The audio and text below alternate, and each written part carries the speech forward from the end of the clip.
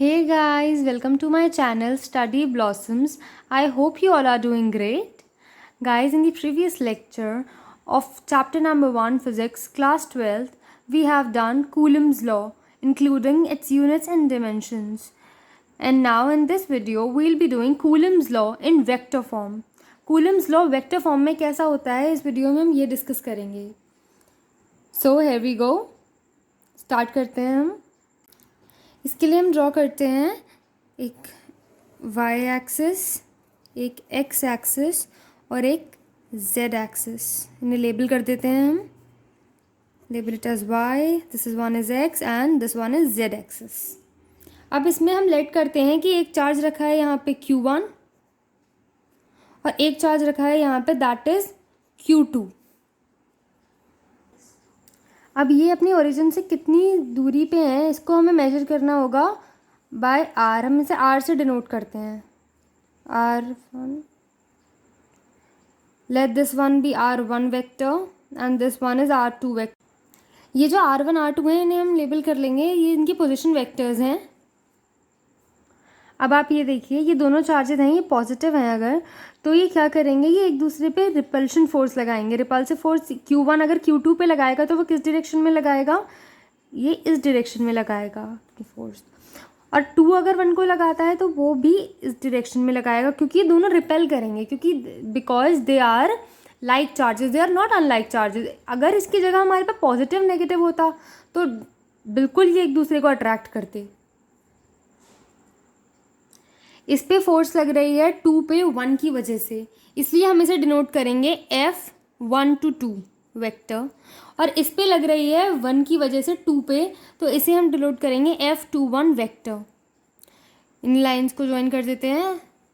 इनका जो position vector होगा वो एक बार होगा R1 to 2, R1 से 2 आ रही है इसलिए, और दूसरा होगा R2 to 1 vector. I hope this much is clear to you. अब इसका कुछ थ्योरी पार्ट है वो हम कर लेते हैं. जैसे कि इसमें देखिए F21 जो हमारी फोर्स है वो लग रही है FQ2 पे Q1 की वजह से. अब इसी पार्ट को हम कुछ थ्योरेटिकल वे में कर लेते हैं. F21 हमारे पास जो फोर्स है वो लग रही है Q2 पे Q1 की वजह से. हमें भी यही लिखना है, F21 is the force exerted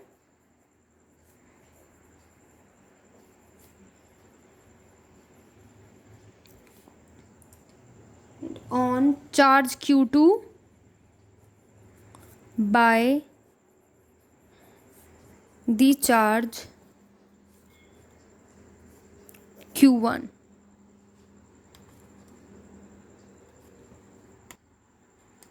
Then according to Coulomb's law,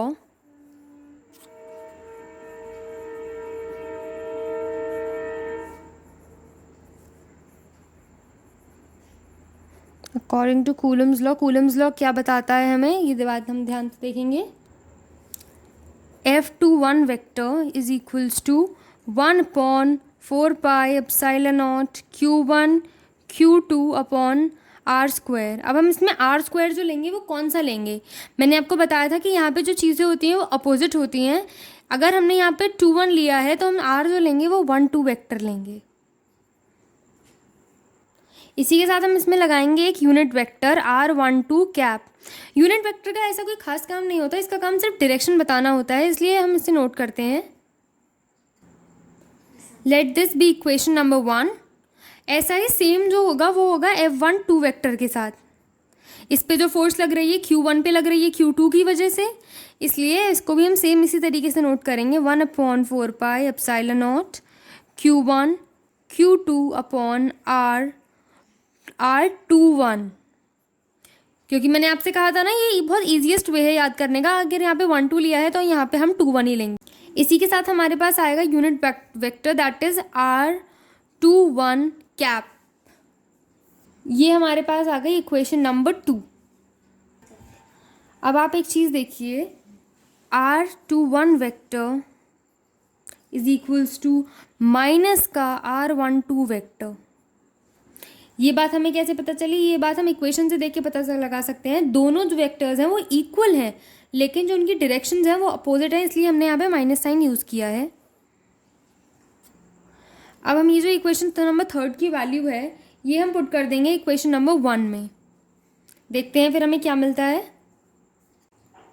जब हम इक्वेशन 3 की वैल्यू हम पुट करेंगे इक्वेशन नंबर 2 में तो हमारे पास एक नई इक्वेशन बनकर आएगी इक्वेशन नंबर 4, जिसमें R12 की जो वैल्यू है वो हम पुट करेंगे। अब बहुत सारे बच्चों के मन में ये सवाल आ रहा होगा कि R12 कैसे हुआ, यहाँ तो माइनस है।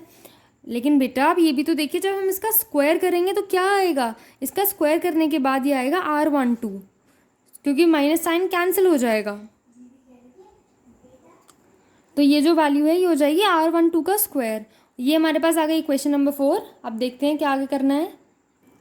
अब इसमें आप एक चीज़ देखिए कि जो इक्वेशन नंबर 4 है और इक्वेशन नंबर 1 है, इसमें जो हमारी जो दोनों की राइट हैंड साइड है वो इक्वल है।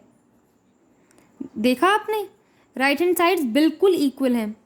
तो यहाँ से हमारे पास एक नई चीज़ पता चलेगी हमें। देखते हैं क्या। हमारी जो फोर्सेस आएंगी ना इसमें, आप ये देखिएगा F12 is equals to minus F21 vector. दोनों फोर्सेस बिल्कुल इक्वल होंगी, लेकिन जो उनकी डायरेक्शंस होंगी वो अपोजिट होंगी। इसी वजह से हमने यहाँ पे माइनस साइन लिया है।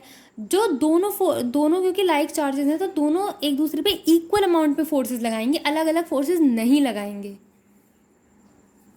समझ रहे हो आप बात को मेरी? If you do understand and right in the comment section below. So if you like the video, then do like, comment, share and subscribe to my channel Study Blossoms. Stay home, stay safe. Thank you.